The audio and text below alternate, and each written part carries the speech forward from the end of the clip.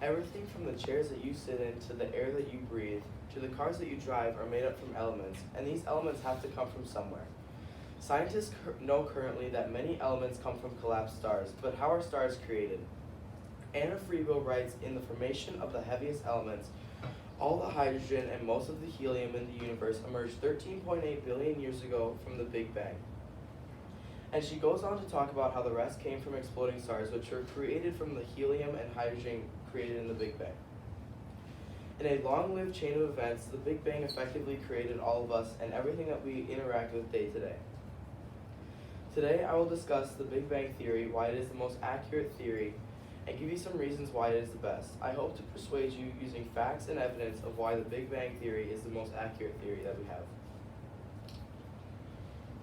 From my audience analysis, I concluded that some people did not fully understand the Big Bang Theory, so here's the crash course of the Big Bang.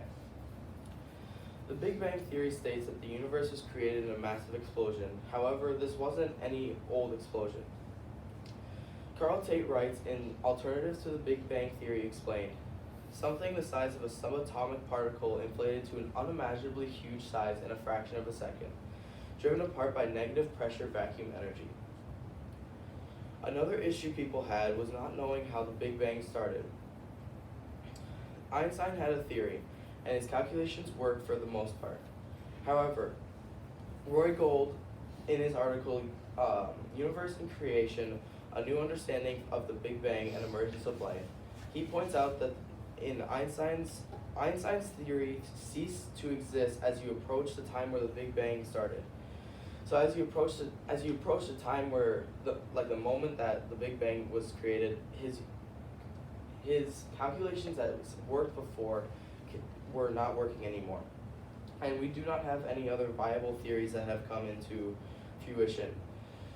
This is just one of those things that you may never know how it started, and we cannot say for sure how it did. Even though it is hard to tell how it started, we can see the effects of the Big Bang today.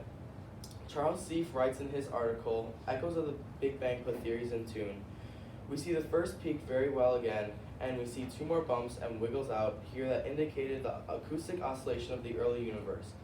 Here he is talking about the cosmic microwave background, which I have discussed before and I will discuss more later. There are many other factors that contribute to the Big Bang, but I have given that speech already. But what are the other theories that may rival the Big Bang theory? The steady-state theory persists that the steady-state theory persists that continuous creation of matter through the universe to explain the apparent expansion. This type of universe would be infinite with no beginning or end. Now, this alone could be proven false with a quick internet search, as matter cannot be created or destroyed as it violates the first law of thermodynamics. Carl Tate goes on to say, quote, a mountain of evidence has been found since the 1960s that make this theory false. The eternal inflation theory. Another quote from Carl Tate, another alternative is the eternal inflation theory. The eternal inflation theory states that inflation never stopped and has been going on for an infinite amount of time. Roy Gold adds in his article called Eternal Inflation and Its Implications. The universe is not physically getting bigger as it is decaying at the same rate as it is growing. So it will remain in that balance forever in eternity. The oscillation theory is another theory that tries to describe the universe. The oscillation theory is when the universe gets bigger and then smaller in a universal time crunch that continues on for eternity. Finally, the final theory of the universe has to do with higher beings, in this case, God. In my audience analysis, about 2/3 of you answered that you did not believe in the Big Bang because of religious reasons. Now, I would consider myself a religious person, and I am by no means saying that a higher being doesn't exist, but I choose to believe that God created the Big Bang and everything else came from that. However, an alternative view of this topic come from Michael Welker's article, Creation, Big Bang, or the Work of 7 Days. He claims that the Bible is, quote, outdated and there is no way of testing them like we can with other modern theories.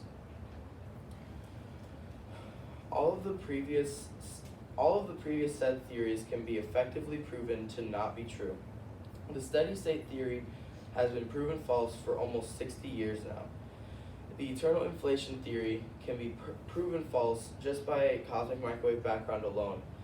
The ripples that came from the Big Bang as they were bouncing off the walls of the universe in the early times can prove to us that the universe was expanding very, very fast in the beginning and is slowly slowing down.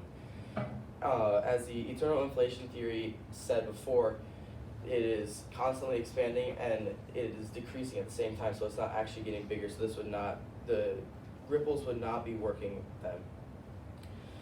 The other two theories, oscillation theory and the theory of God, both do not work because they do not have enough evidence.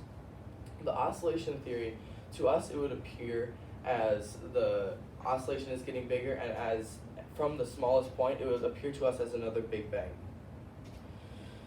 And for the theory of God, we simply do not have enough evidence to support that, and we can never test it, as it is impossible to test something like that.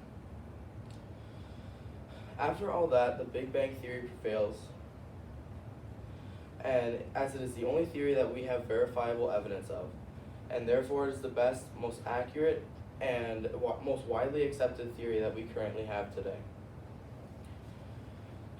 During my speech, I hope I've convinced you of the Big Bang theory using facts and proved it is the best theory compared to its alternatives. Thank you for listening to my speech.